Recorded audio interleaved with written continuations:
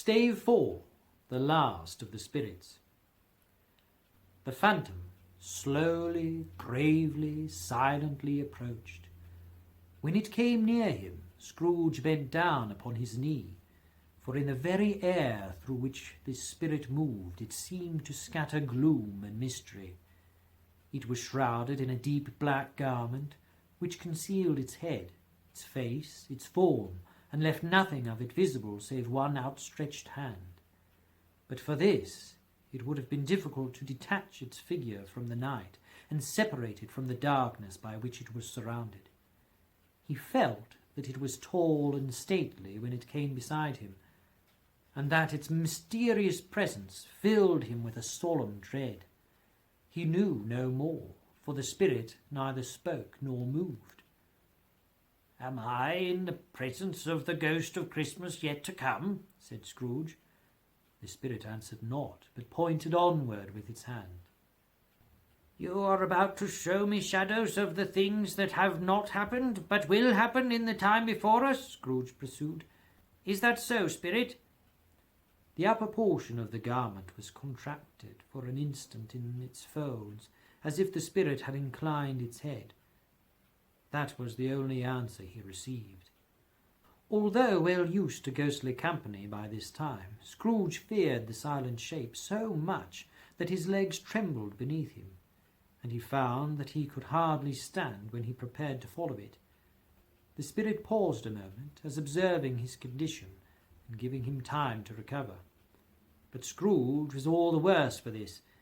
It thrilled him with a vague, uncertain horror to know that behind the dusky shroud there were ghostly eyes intently fixed upon him, while he, though he stretched his own to the utmost, could see nothing but a spectral hand and one great heap of black. "Ghost of the future," he exclaimed, "I fear you more than any spectre I have seen. But as I know your purpose is to do me good, and as I hope to live to be another man from what I was, I am prepared to bear your company, and do it with a thankful heart. Will you not speak to me?" It gave him no reply. The hand was pointed straight before them. "Lead on," said Scrooge, "lead on. The night is waning fast, and it is precious time to me, I know. Lead on, spirit." The phantom moved away as it had come towards him. Scrooge followed in the shadow of its dress, which bore him up, he thought, and carried him along. They scarcely seemed to enter the city, for the city rather seemed to spring up about them and encompass them of its own act. But there they were in the heart of it, on 'change amongst the merchants, who hurried up and down and chinked the money in their pockets, and conversed in groups, and looked at their watches, and trifled thoughtfully with their great gold seals, and so forth, as Scrooge had seen them offered. The spirit stopped beside one little knot of businessmen. Observing that the hand was pointed to them, Scrooge advanced to listen to their talk.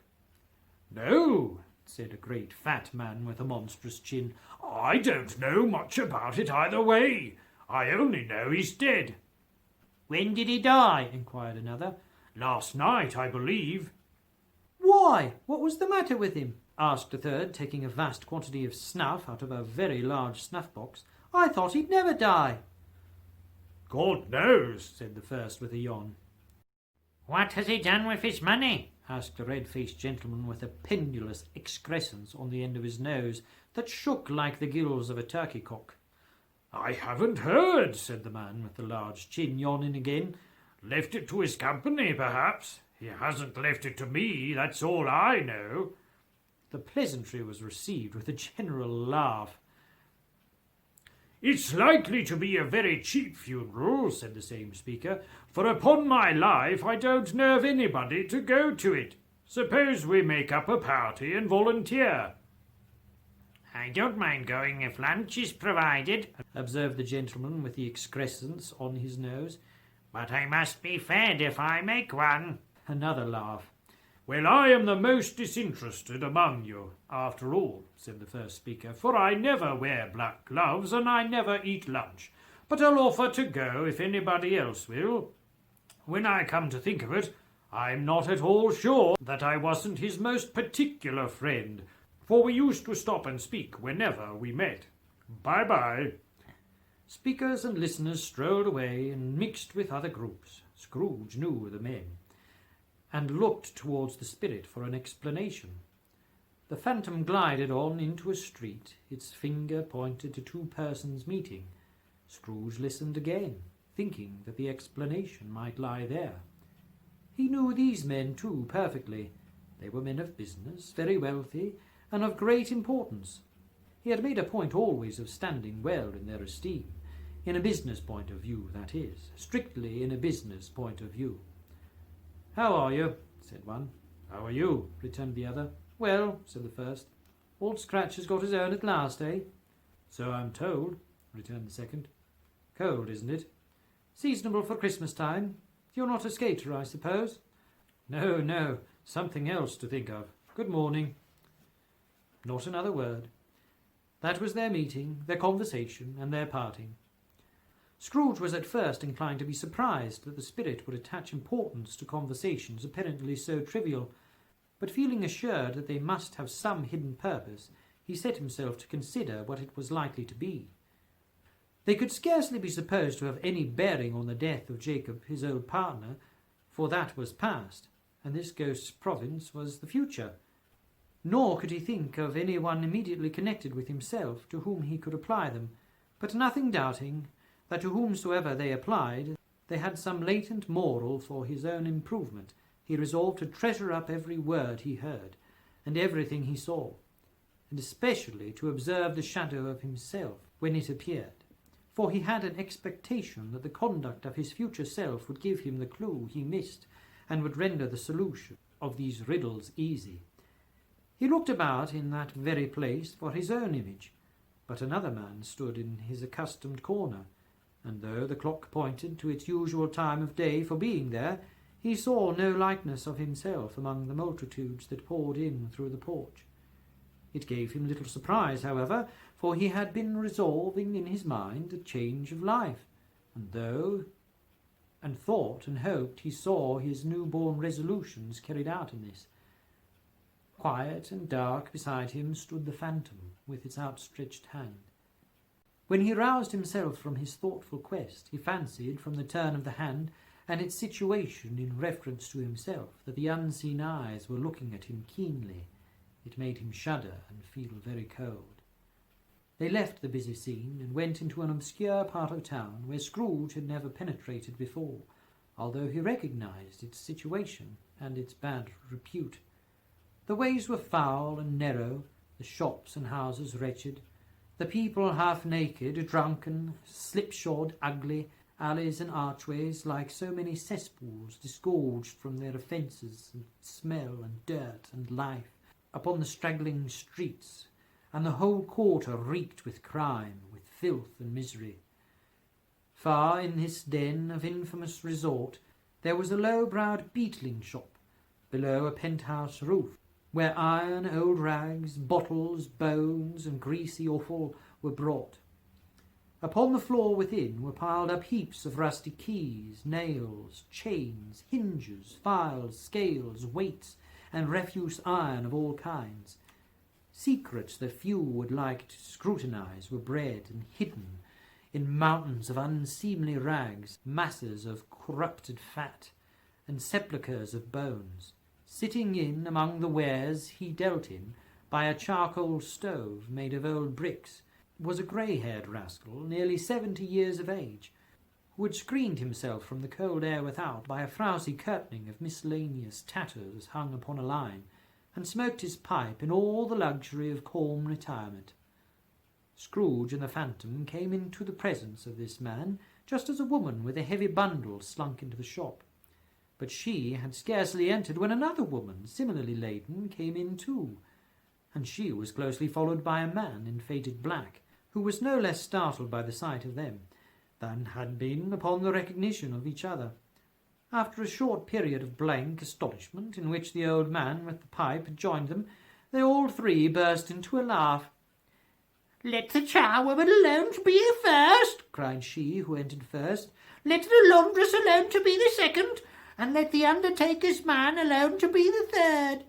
Look here, old Joe, here's a chance if we haven't all three met here without meaning it." "You couldn't have met in a better place," said old Joe, removing his pipe from his mouth. "Come into the parlour. You were made free of it long ago, you know, and the other two ain't strangers. Stop till I shut the door of the shop. Ah, how it squeaks! There ain't such a rusty bit of metal in the place as its own hinges, I believe, and I'm sure there's no such old bones here as mine. Ha ha! We're all suitable to our calling. We're well matched. Come into the parlour. Come into the parlour." The parlour was the space behind the screen of rags. The old man raked the fire together with an old stair rod, and having trimmed his smoky lamp, for it was night, with the stem of his pipe, put it in his mouth again. While he did this, the woman who had already spoken threw her bundle on the floor and sat down in a flaunting manner on a stool, crossing her elbows on her knees and looking with a bold defiance at the other two. "What odds, then? What odds, Mrs. Dilber?" said the woman. "Every person has a right to take care of themselves. He always did." "That's true indeed," said the laundress. "No man more so." "Why then, don't stand staring as if you was afraid, woman. Who's the wiser? We're not going to pick holes in each other's pockets, I suppose." "No, indeed," said Mrs. Dilber and the man together. "We should hope not." "Very well, then," cried the woman. "That's enough. Who's the worse for a loss of a few things like these? Not a dead man, I suppose." "No, indeed," said Mrs. Dilber, laughing. "If he wanted to keep 'em after he was dead, a wicked old screw," pursued the woman, "why wasn't he natural in his lifetime? If he had been, he'd have had somebody to look after him when he was struck with death, instead of lying, gasping out his last there alone by himself." "It's the truest word that ever was spoke," said Mrs. Dilber. "It's a judgment on him." "I wish it was a little heavier judgment," replied the woman, "and it should have been, you may depend upon it, if I could have laid my hands on anything else. Open that bundle, old Joe, and let me know the value of it. Speak out plain. I'm not afraid to be the first, nor afraid of them to see it. We know pretty well that we were helping ourselves before we met here, I believe. It's no sin. Open the bundle, Joe." But the gallantry of her friends would not allow of this. The man in faded black, mounting the breach first, produced his plunder. It was not extensive. A seal or two, a pencil case, a pair of sleeve buttons, a brooch of no great value, were all. They were severally examined and appraised by old Joe, who chalked the sums he was disposed to give for each upon the wall and added them up into a total when he found there was nothing more to come. "That's your account," said Joe, "and I wouldn't give you another sixpence if I was to be boiled for not doing it. Who's next?" Mrs. Dilber was next. Sheets and towels, a little wearing apparel, 2 old-fashioned silver teaspoons, a pair of sugar tongs, and a few boots. Her account was stated on the wall in the same manner. "I always give too much to ladies. It's a weakness of mine, and that's the way I ruin myself," said old Joe. "That's your account, and if you asked me for another penny and made it in an open question, I'd repent of being so liberal and knock off half a crown." "And now to my bundle, Joe," said the first woman. Joe went down on his knees for the greater convenience of opening it, and having unfastened a great many knots, dragged out a large and heavy roll of some dark stuff. "What do you call this?" said Joe. "Bed curtains?"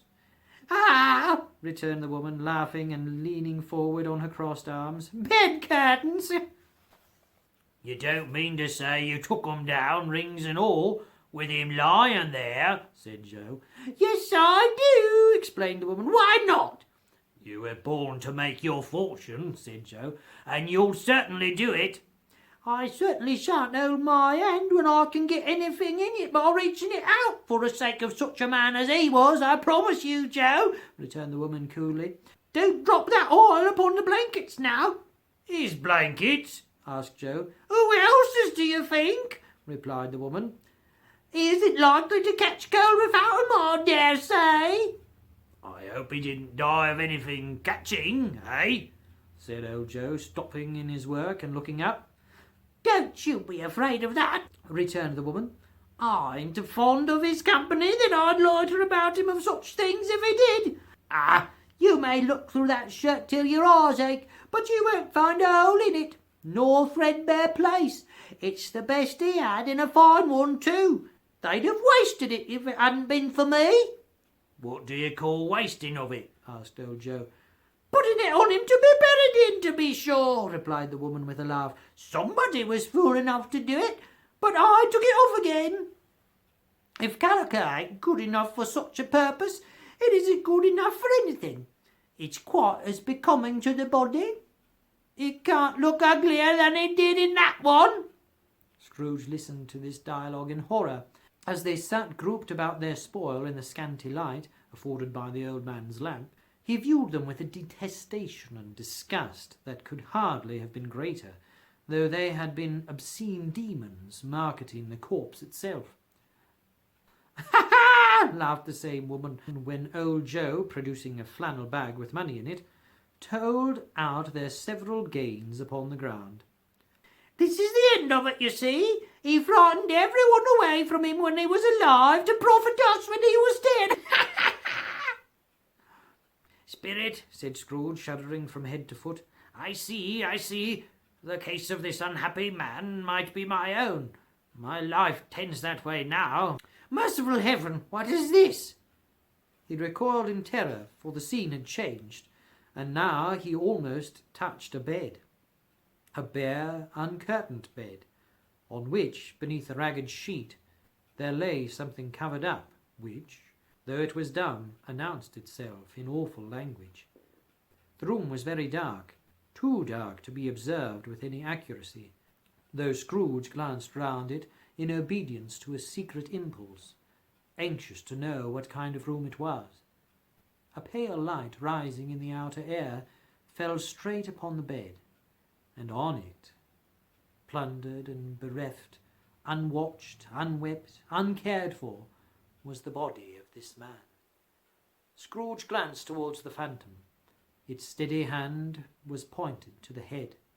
The cover was so carelessly adjusted that the slightest raising of it, the motion of a finger upon Scrooge's part, would have disclosed the face. He thought of it, felt how easy it would be to do, and longed to do it, but had no more power to withdraw the veil than to dismiss the spectre at his side. O cold, cold, rigid, dreadful death, set up thine altar here, and dress it with such terrors as thou hast at thy command, for this is thy dominion. But of the loved, revered, and honoured head, thou canst not turn one hair to thy dread purposes, or make one feature odious. It is not that the hand is heavy and will fall down when released. It is not that the heart had pulse are still, but that the hand was open, generous and true, the heart brave, warm and tender, and the pulse a man's. Strike, shadow, strike, and see his good deed springing from the wound, and sow the world with life immortal. No voice pronounced these words in Scrooge's ears, and yet he heard them when he looked upon the bed. He thought, if this man could be raised up now, what would be his foremost thoughts? Avarice, hard dealing, griping cares, they have brought him to a rich end truly. He lay in the dark, empty house, with not a man, a woman, or a child to say that he was kind to me in this or that, and for the memory of one kind word I will be kind to him. A cat was tearing at the door, and there was a sound of gnawing rats beneath the hearthstone.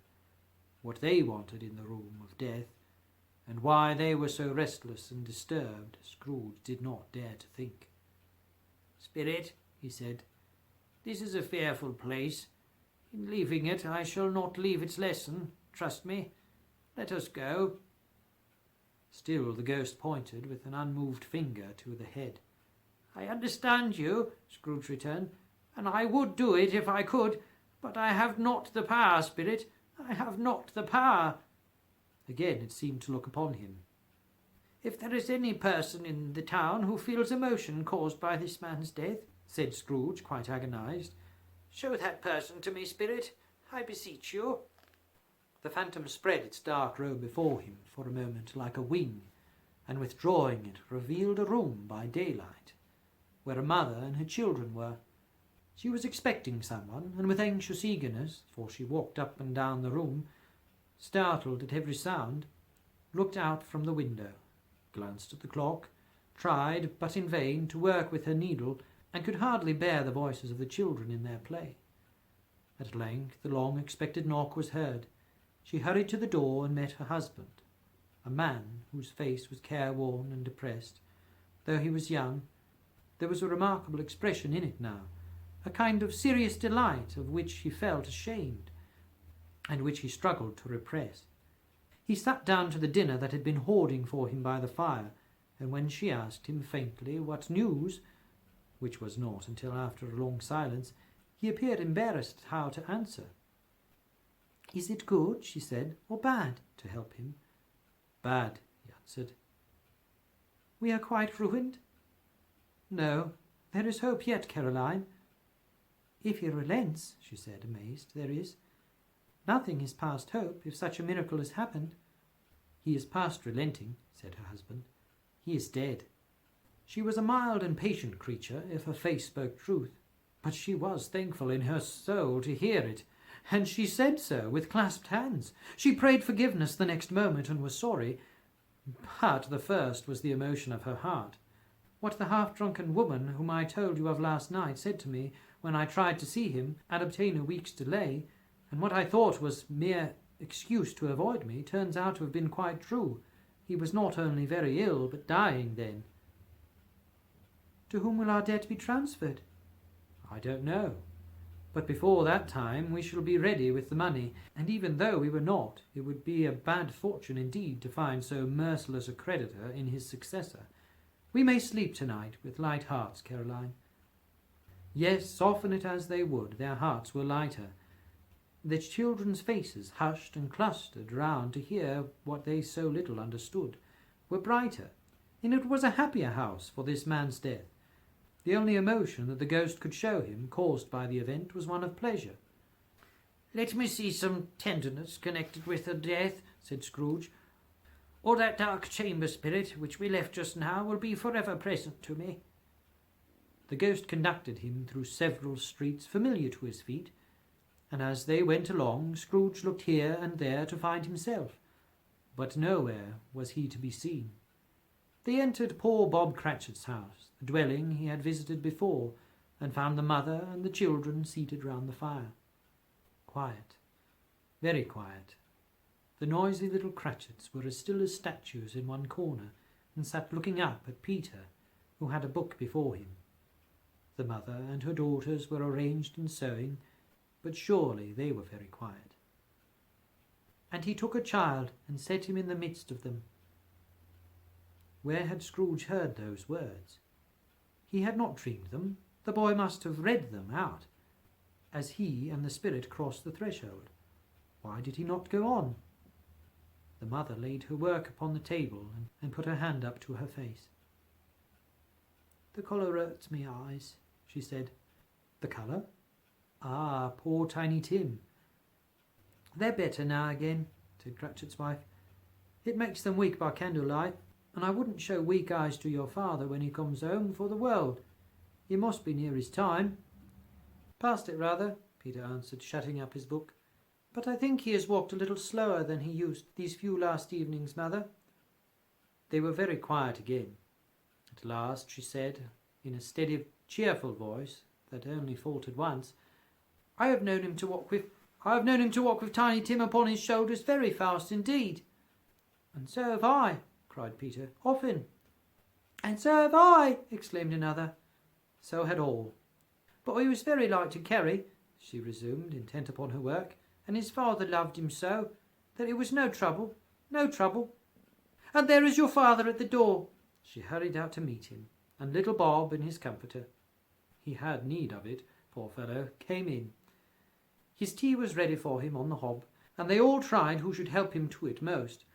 Then the two young Cratchits got upon his knees and laid each child a little cheek against his face, as if they said, "Don't mind it, father, don't be grieved." Bob was very cheerful with them, and spoke pleasantly to all the family. He looked at the work upon the table, and praised the industry and speed of Mrs. Cratchit and the girls. They would be done long before Sunday, he said. "Sunday? You went today then, Robert?" said his wife. "Yes, my dear," returned Bob. "I wish you could have gone. It would have done you good to see how green a place it is. But you'll see it often. I promised him that I would walk there on a Sunday." "My little child," cried Bob. "My little child." He broke down all at once. He couldn't help it. If he could have helped it, he and his child would have been farther apart perhaps than they were. He left the room and went upstairs into the room above, which was lighted cheerfully and hung with Christmas. There was a chair set close beside the child, and there were signs of someone having been there lately. Poor Bob sat down in it, and when he had thought a little and composed himself, he kissed the little face. He was reconciled to what had happened, and went down again quite happy. They drew about the fire and talked, the girls and mother working still. Bob told them of the extraordinary kindness of Mr. Scrooge's nephew, whom he had scarcely seen but once, and who, meeting him in the street that day, and seeing that he looked just a little down, you know, said Bob, inquired what had happened to distress him. "On which," said Bob, "for he is the pleasantest spoken gentleman you ever heard, I told him, 'I am heartily sorry for it, Mr. Cratchit,' he said, 'and heartily sorry for your good wife.' By the by, why he ever knew that, I don't know."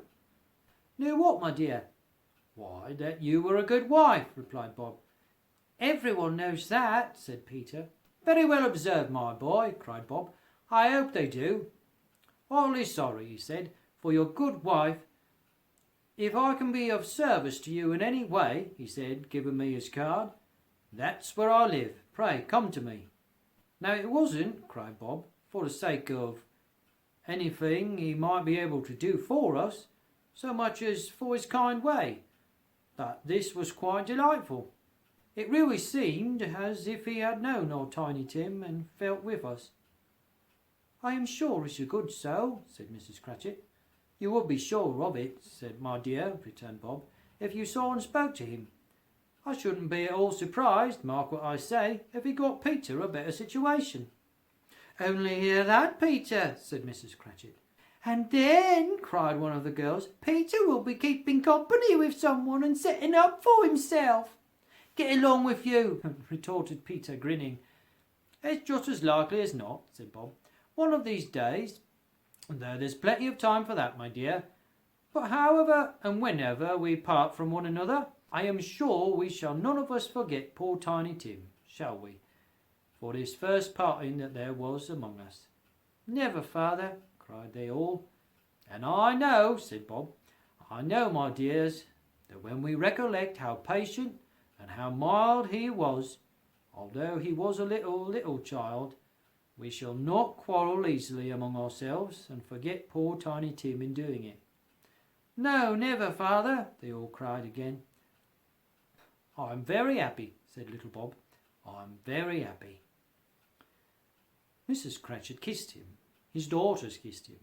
The two young Cratchits kissed him, and Peter and himself shook hands. "Spirit of Tiny Tim, thy childish essence was from God."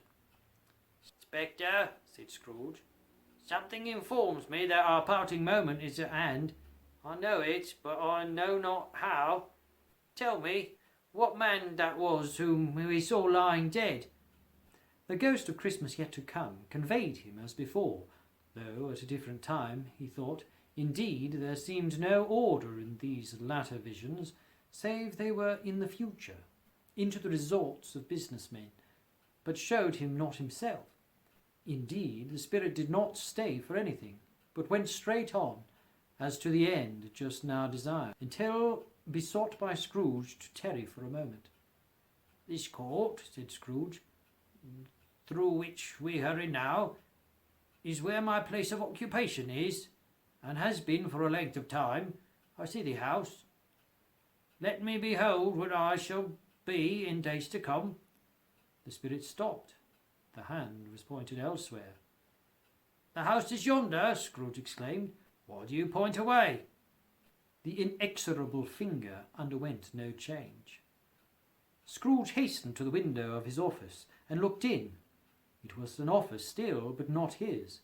The furniture was not the same. The figure in the chair was not himself. The phantom pointed as before. He joined in once again, and wondering why and whither he had gone, accompanying it until they reached an iron gate. He paused to look round before entering. A churchyard. Here, then, the wretched man whose name he had now to learn lay underneath the ground. It was a worthy place, walled in by houses, overrun by grass and weeds, the growth of vegetation's death, not life, choked up with too much burying, fat with repentant appetite. A worthy place. The spirit stood among the graves and pointed down to one. He advanced towards it, trembling.